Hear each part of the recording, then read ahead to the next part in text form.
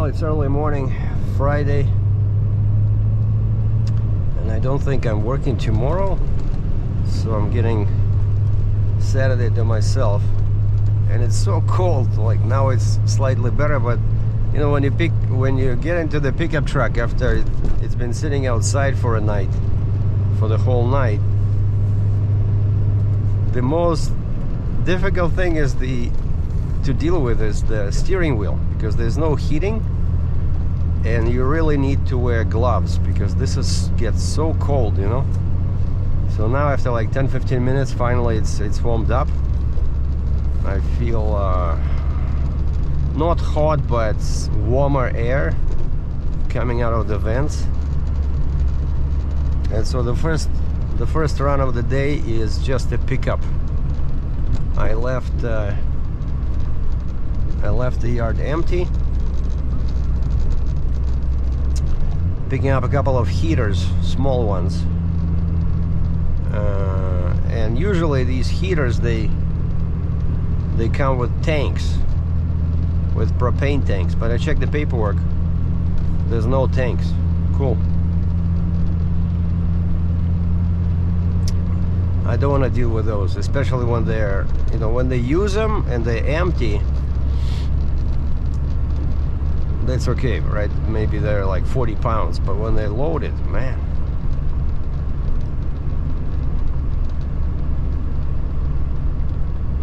And a guy yesterday, a worker at the yard, showed me a neat trick yesterday. He says how to tell if it's full or empty. He's asking me, how do you tell? And I said, well, by weight. Like full ones are very heavy, right?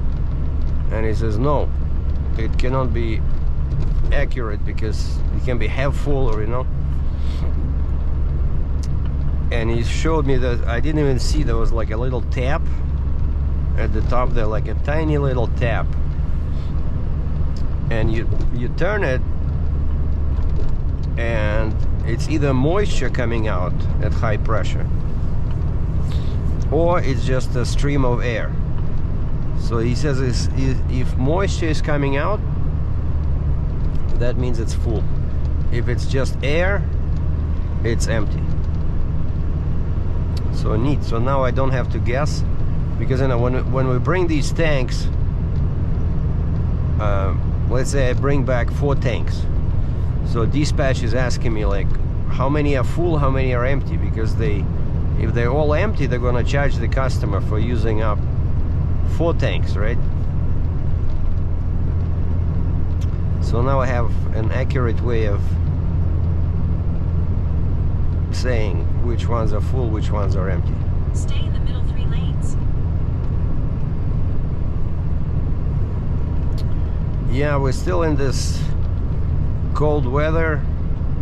You see, you cannot see hard to see the lines because it's so dirty, the lines between the lanes. In 1 kilometer, turn left onto Shaganaki Trail. I think my phone is frozen. I left it in the truck for the night, and you see it changes volume. One sentence is loud, then it's not loud, then it's quiet.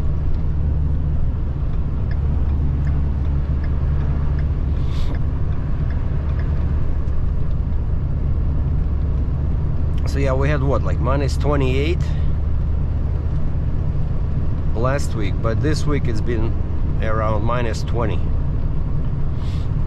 And I did something crazy today. I got up at 5 and I went for a run. Turn left onto Shaganaki Trail, you see? northwest. Now it's loud, but it should warm up because now it's warm in the truck. So I went for a run, just did maybe, I don't know, 12-15 minutes at a slow pace. Got back, took a shower, checked my my pay, because today is a pay day.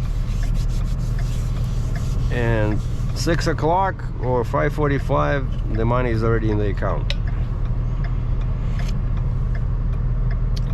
Cool. But this week yesterday I had one passenger. I tried to do Uber after work. Monday didn't feel like it. Well, I turned the app on, but waited 15-20 minutes, there was nothing. I went home. Tuesday the same. Then Wednesday, wait, today's Friday, right? Yeah, yesterday was Thursday. So yeah, I thought, okay, Thursday I should make some money, because it's not good. I need, typically, I would make like $450 gross a week, and Thursday, and I had nothing, right? And so I started the app. Well, cleaned up the car, it was good. Started the app, and as soon as I started driving, they gave me a passenger, and there's an address there, and it says near so and so car wash. Okay.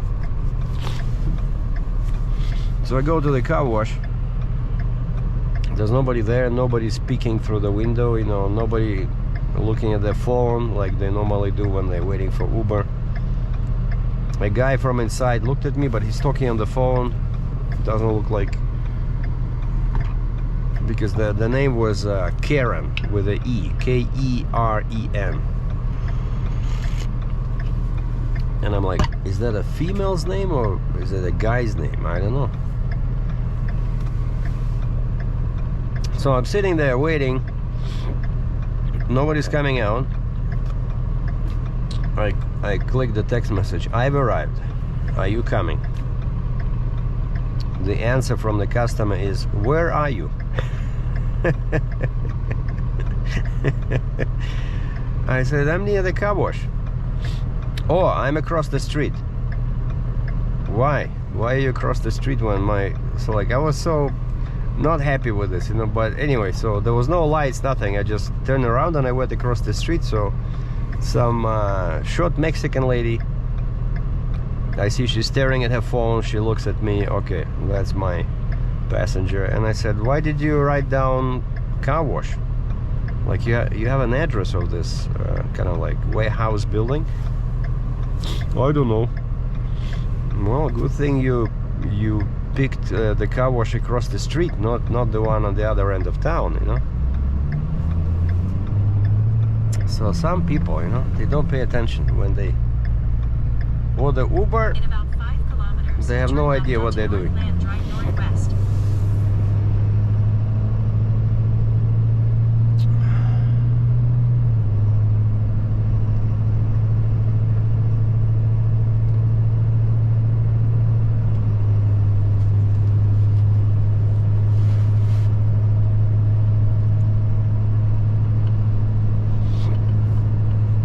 For some reason, saw a lot of dead cars yesterday. Like a guy would be sitting in the middle of the intersection with the hood open, like no damage, just died. I saw like 3 cars like that yesterday.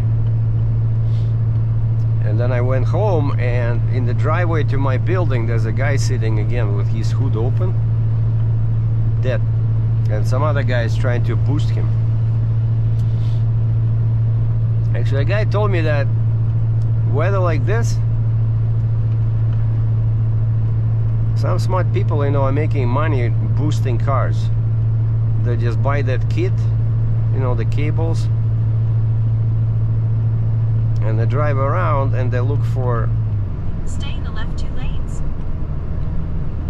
for people that needs their services. And I forgot how much they charge, but one guy said he made like a bunch of money on one day when it was super cold.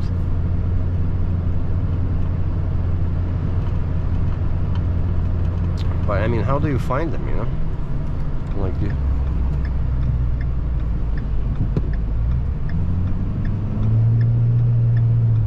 yeah, I forgot that this lane ends here, or rather exits. Yeah, I have like, I don't know, 10 layers on me, like 2 t-shirts and underwear, a put some shorts on,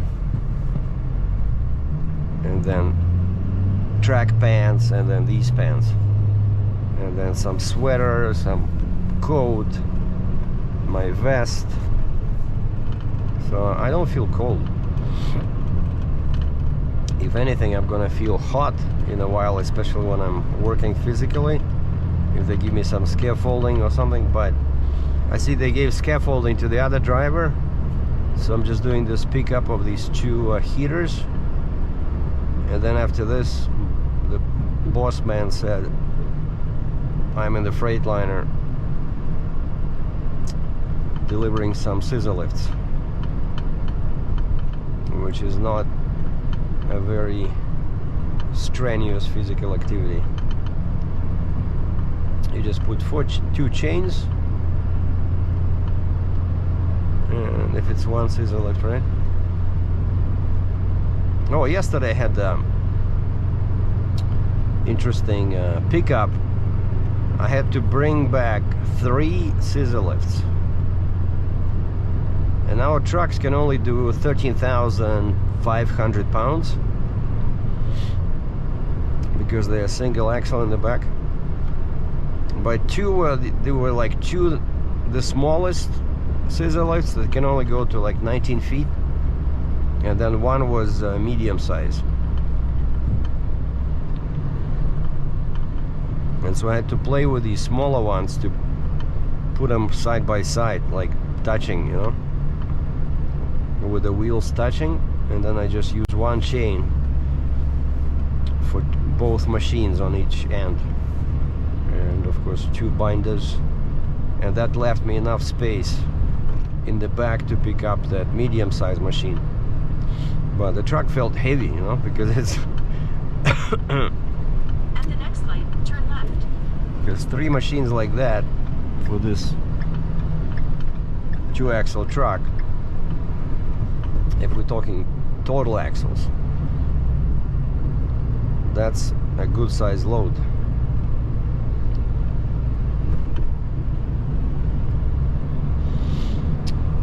Okay, so I'm turning left somewhere here. At the light, use the left 2 lanes to turn onto Northland Drive Northwest. And my paperwork says basically it's a brand new construction, brand new house. And they said the heaters will be on the main floor somewhere there. Oh, yesterday I also had an interesting Turn left. experience. They sent me to pick up a ladder, one of those extendable ladders, 24 feet. But it's actually 12 feet, but it has 2 parts, so it can be extended to 24.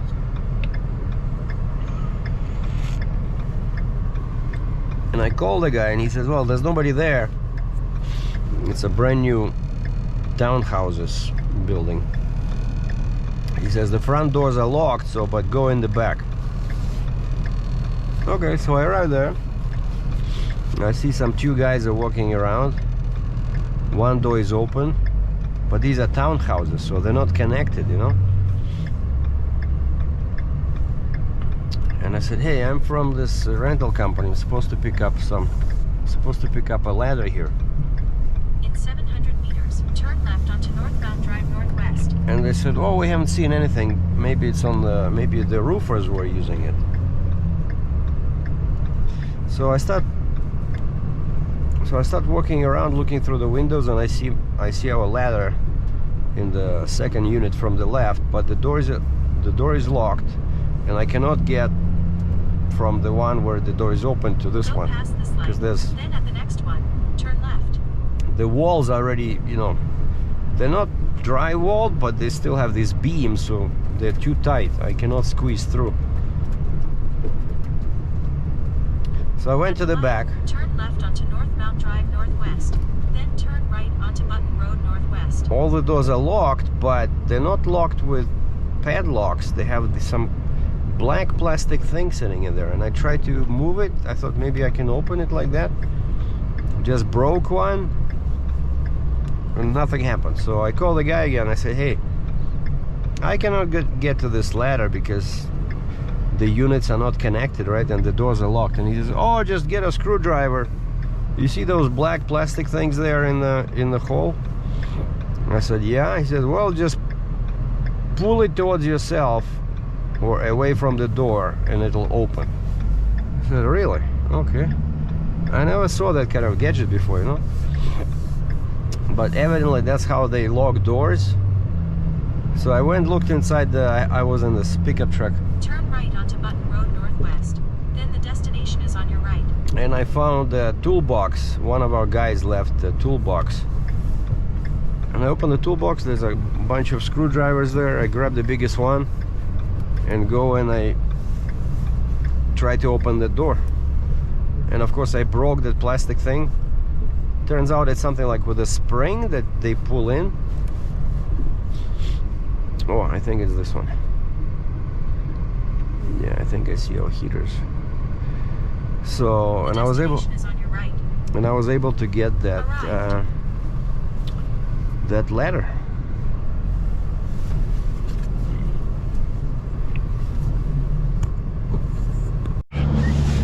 Well, I opened the fence. You know, there's a little thing at the top there that holds the fence together, like a super duper reliable way to protect your stuff from thieves. And inside there's a bunch of construction stuff, you know. If this was Russia, it would be wiped clean by morning. Yeah, remember, you know, I just did that video, right, about the Soviet Union. I forgot to mention another thing, that theft was everywhere. So basically people expected, you know, if they work at a hotel, for example, and then you go to visit this guy's house, you'll see everything from the hotel, you know, like from plates and cups to towels and stuff like that. Everybody stole at their workplace. And let's say if you work at sausage factory, of course you're gonna steal some sausage under the coat, you know. Like, people were stealing left and right. And another thing that was omnipresent is bribery. Like, nothing would be achieved unless you grease the wheels, you know. Because let's say we lived in that apartment, in the apartment building, right, owned by the government. So and then let's say there's a leak, like we were on the top floor, and quite a couple of times we had water was leaking through the roof. Not water, but there was like some Proceed to the route. Wet stains on the ceiling. And I remember my younger brother was having, you know, issues because he was like a little kid, and we had all this moisture, you know. I think he had like pneumonia a couple of times. Turn left onto North Mount Drive Northwest, then turn right onto Northland Drive. And so Northwest. you would call the place where they deal with maintenance for your building, and these guys, you know, they're all alcoholics. They make, I don't know, $2 an hour, you know. So unless you give them something, it'll take them 2 weeks to get to your building, you know. Like, I'm serious. At the light, turn right onto Northland Drive Northwest. And my mom found a very good way to to motivate them. Like, well, there's no rules about this, right? But basically she found somewhere, I don't know, she bought... In 700 meters, turn right onto Shaganaki Trail Northwest. Yeah, somebody made her, you know, they were like umельцы, right? Like people that are good with their hands. So somebody made her, and I'm not joking, I'm not making this up. My mom ordered, and it was built, an apparatus to make vodka at home. I still remember, I was laughing my head off, and it tasted awful, but it was, you know, it was strong. It was like real vodka. And so she would Go past this light, then at the next one, turn right. mostly she would just use it, you know, in situation like this where we needed some work done at the apartment, at the building, and she would cook some vodka. Samagon, it was called samagon in Russian.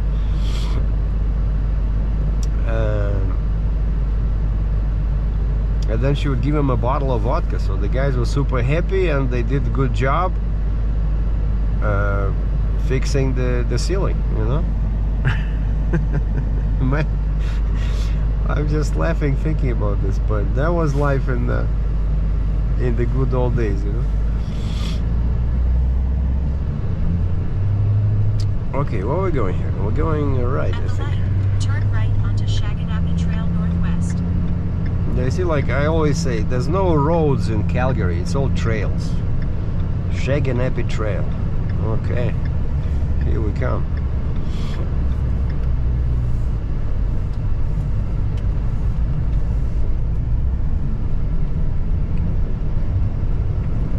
So yeah, I found one heater. I saw it from the road. In 4.5 kilometers, keep right onto Country Hills Boulevard Northwest. And they're heavy, you know, even though this is like the smallest one. I dragged it kind of like using the snow as a helper, as a helping tool. Dragged it about 8 meters, 25 feet to the truck, and then I went back and I don't see the other one, and then I see it was covered, you know. I guess they were trying to protect it from thieves. It was covered by a piece of cardboard. So I grabbed that one, dragged it back to the truck, checked my paperwork. Nothing is missing, no shortages, because it has 2 heaters, 2 thermostats, 2 propane hoses, but they're all on the machine, on the thing, and then 2 dual stage, they call them regulators. Those were present, everything is good, all accounted for. And now this is one of my favorite places in Calgary, this Nose Hill Park. It has so many hills and it's great for, you know, hiking. Sometimes I come here with my Nordic sticks or walking poles and I do some hiking. It's been a while since I did that. Basically waiting for a good weather.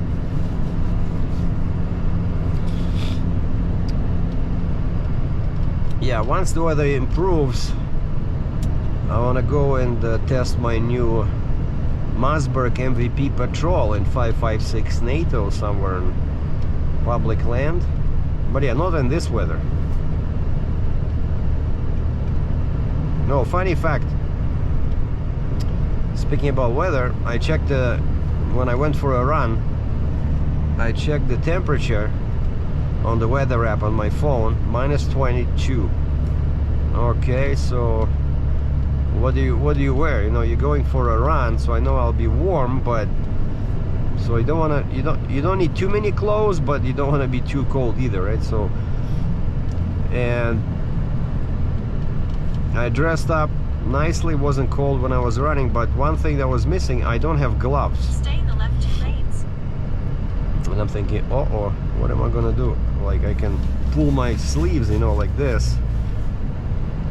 And then I look at the count in my kitchen. I have 2 thick red gloves, you know, that you use in the kitchen when you grab something from your oven. They're like this size each, with only 1 finger for your thumb. They're like, hey, this will work. Nobody's gonna pay me any attention at 5:30 in the morning. And so I put on this huge red kitchen gloves, and I was comfortable. The hands were super warm, you know. Yeah, I definitely need to buy some gloves for jogging, because yeah, I do want to restart, because I remember like a year ago when I started after a 30-year break, I was only able to run like three minutes, and then I was, you know, puffing like an old engine. And then I used that 5K in 2 weeks, whatever. Like, it was a very interesting method where you combine running and walking, and each day you increase how many minutes you run and you decrease how many minutes you walk. You know, but it worked. It's kind of like you run for 2 minutes, then you walk for 3 minutes, then you run for 2 minutes, you walk for 3 minutes, you know, and it worked. And so now I didn't run probably, I don't know, a month and a half, and I went and I did maybe 12-15 minutes light jogging, to keep right onto Country Hills Boulevard Northwest. and it felt great. So it really, you know, moves your blood, right? So I think it's great. Otherwise my face is always pale.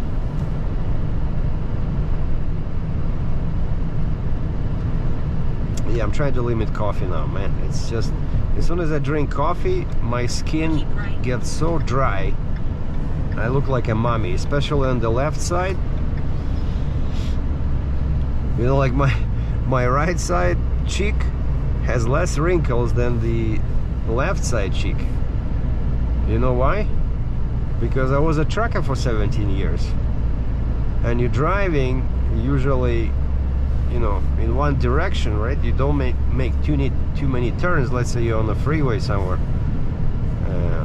I don't know, I-70 in Ohio, and there's sun over here, right? And that's what basically, that's, I have sun damage. Sun damaged my skin on the left side. In 6.5 kilometers, turn left onto 14th Street Northeast. And when I drink coffee, it makes things much worse. Like, I drink a cup of coffee, 1 hour later I look in the mirror, the left side looks, you know, deep wrinkles. Man. And so now Red light and speed limit camera ahead. I try to drink decaf and green tea. Green tea has much less caffeine, so I ordered this nice Japanese sencha tea, and I bring him to work. And then we have in our lunchroom we have hot water, and I make myself tea. It's like bags like these. See? Taka-okaya sencha. Super nice. And this one has paper bags. I bought 2 boxes. One is this, paper bags, but the other one has plastic bags. I hate those, because I heard a story about this, that when you use tea bags that are made from plastic, you end up with lots of small plastic particles in your tea, and then they get into your body, into your brain. And scientists were saying, yeah, we discovered pieces of plastic in human body, but for now we don't know if it causes any damage. But if you ask me, it's definitely not good when you have plastic in your body, you know. And I was arguing with Starbucks. If you order a tea at Starbucks, all their bags are from plastic. And I told the girl at the counter, I said, could you maybe send like some feedback to your corporate office saying that this is not, you know, good for the human body? And so now I don't know what to do with that box, you know, of tea. That one has like 60 bags, and I'm pretty sure the tea is good, but I don't want to put plastic in my... So maybe what I can do, I can buy one of those you know, spoons where you can put tea inside, and just to brew it so that it doesn't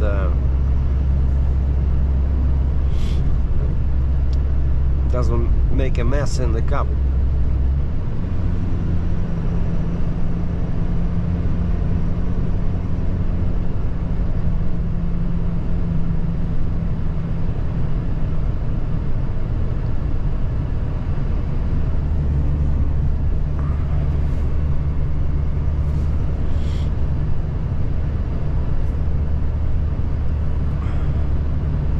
this truck has some kind of fault, and there's a picture of a tire like low pressure, but the message says tire sensor fault.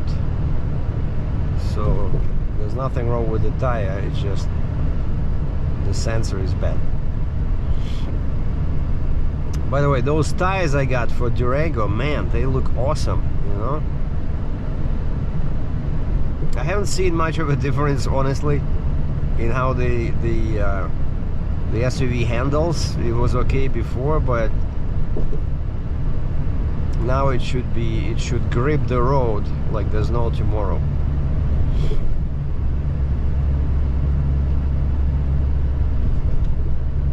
But so far, I changed my rental, minimum rental, to 2 days. I keep playing, you know, trying to 3 days. A friend of mine says in winter, don't do less than 5, but we have too many cars here that people offer for rent. So I did 3 days minimum, and now I said, okay, forget it. I'll do 2 days. Because I already used up the gas, right? So now let's say if they send me a message, hey, you know, your car is booked for 2 days. So first I have to spend $100 on gas, because that one has a huge tank. And then I have to go to a car wash, coin car wash, and clean it. That's another 20-25 bucks.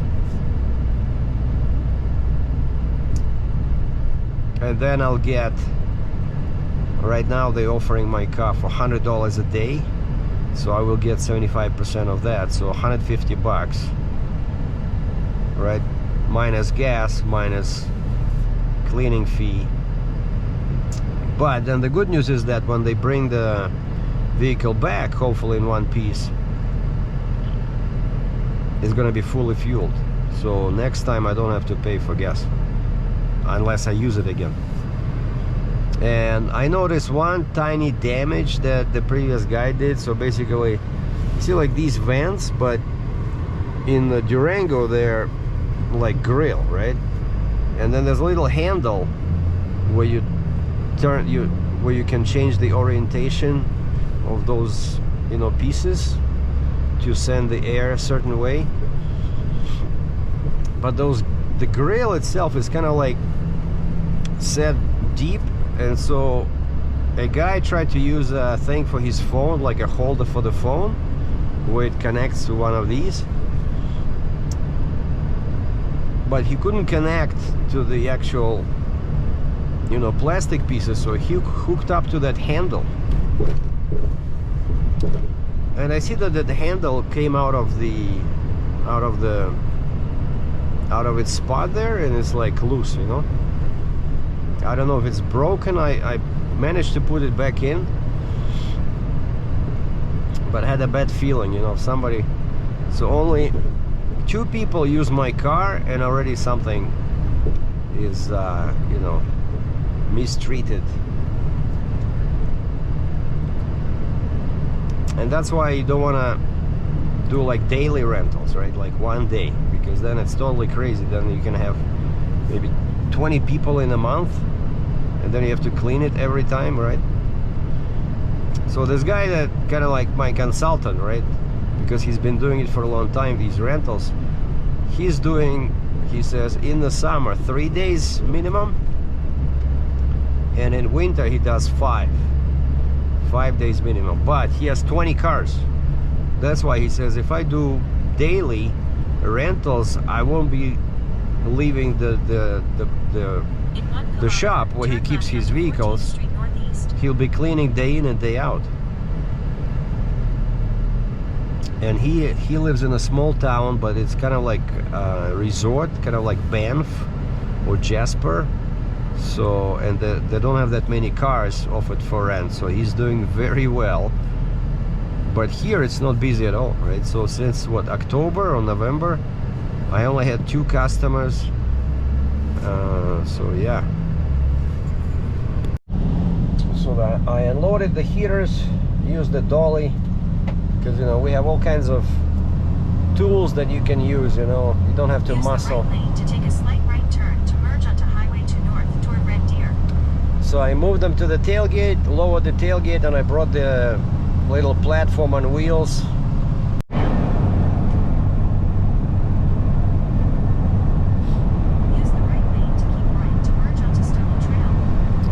GoPro shut down for some reason. I restarted it. It says it has.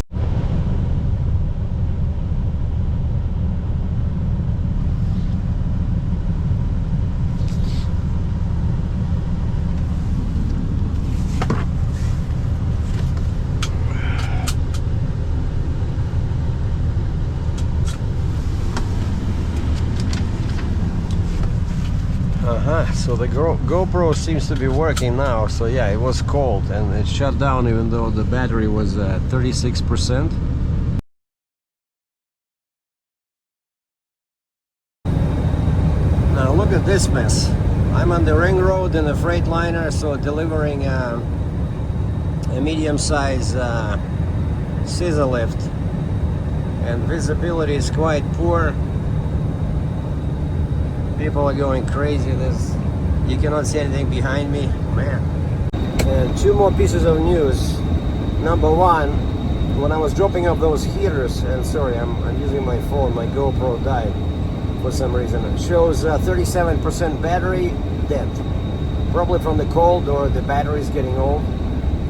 Doesn't hold the charge. Anyway, I see signs inside the shop. Monday, family day, closed. Wow, great. So it's a holiday and I'm off, so I can do Uber, I can do this and that. Beautiful. And just as I was talking about the rental for Durango, I received a message saying that a trip is booked. And then a guy sent me a message. He says he's a head coach of a skiing team from Australia, and his rental canceled on him at the last minute, and they're flying in tomorrow and they can meet me at the hotel. So I guess they're paying for the delivery. I'll see if they added that charge. But what's funny is that they're renting the Durango from February 15th until March 5th, and that's the maximum. You know what I did is I show minimum rental as 2 days, but maximum is 3 weeks, because my friend from Montana who does this on the, with those 20 cars, he says he does only 2 weeks maximum. Then he says if people want it, they can renew and book again, but he doesn't want to do a month or 2 months or something like that, because then the rental company wants us to give them a very big discount. And so yeah, this is good. So 20 days, so 3 weeks, I'm gonna make some good money. This is some very welcome news, because it's been slow at work and I lost income at work. My paycheck is less, and my YouTube views are down because you guys are not watching, right? So this is a difficult time to own 2 cars, and so I hope this guy does not cancel and I can make some money. So if the rental is $100 a day, I think I gave him I forget, 10% discount, I think, after 2 weeks, either 10 or 15, and so I should be getting $75 a day. Probably, what is it? So 10 days, $750, 20 days, $1,500. Good. It'll help. It'll help pay the bills. Guy is driving I think a Freightliner with a tandem Benson step deck trailer. The bumper is bent. 3 tarps in the back.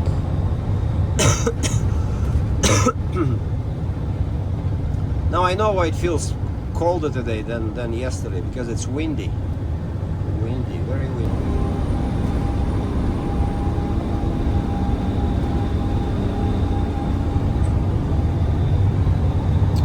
Here's a competitor. Now that's a monster lift. Probably weighs about I'm guessing 35-40,000 pounds. And these are cool trailers. These are, what they call them, walking tail. So his whole trailer, well, he has like a tail underneath there, like a ramp, so he can drop it on the ground, kind of like what I do with my truck.